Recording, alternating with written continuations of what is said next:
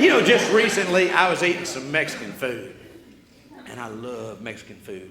And when I was eating this Mexican food, all of a sudden, it was after 9 o'clock.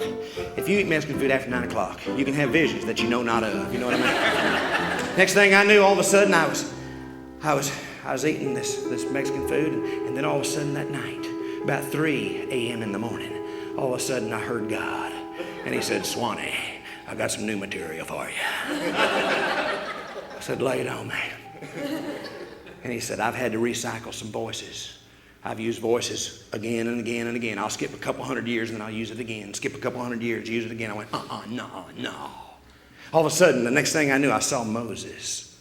Moses was talking to Pharaoh, and then all of a sudden I realized it came before me that Moses was the ancestor to Jimmy Stewart. And all of a sudden Moses said to Pharaoh, no, let him go. Let him go.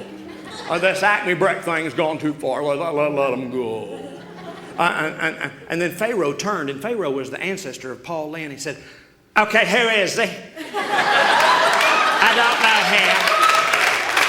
Tell me his name. Bless your little heart. Why don't you tell me? Well, he is the I am, and he was, and is, and let him go. About that time, the cheese rotel started kicking in, and the jalapenos. And next thing I knew, I saw Noah. And Noah was the great ancestor of Slim Pickens. And he said, listen up and listen good.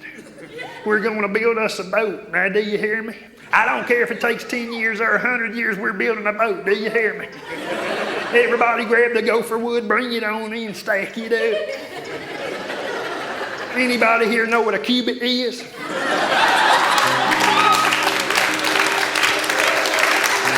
Then the flautas, the enchiladas were making their move. The beans, the rice. We're talking queso out of control. We're talking chili rellenos on the rebound. And I saw Zacchaeus. And Zacchaeus looked like him, acted like him, talked like him, had ears just like him. I'm talking the ancestor of Ross Perot.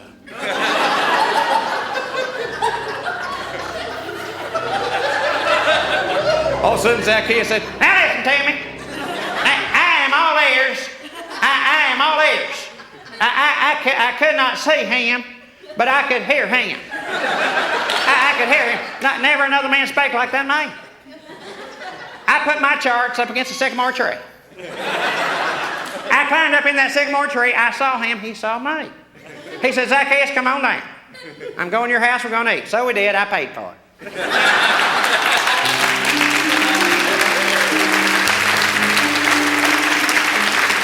And then it seemed like the little sopapillas were making their little move, the little topping, the little cinnamon, the sugar.